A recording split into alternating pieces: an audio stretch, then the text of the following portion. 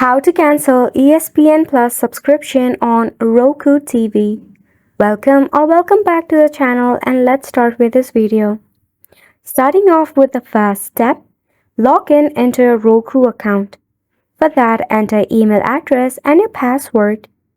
Now once you are logged into your Roku account, you have to navigate through the option of Manage Account.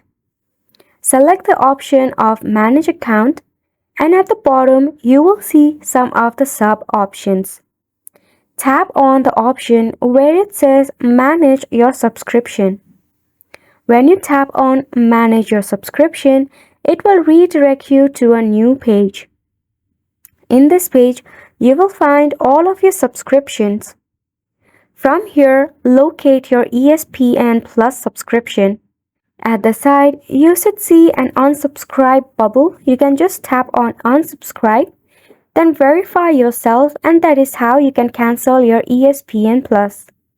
In the other way, you can just tap open your ESPN Plus for more details.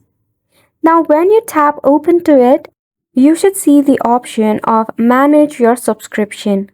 Tap on the option, then select the option of Cancel Subscription. And that is how you can easily cancel your ESPN Plus subscription on Roku TV.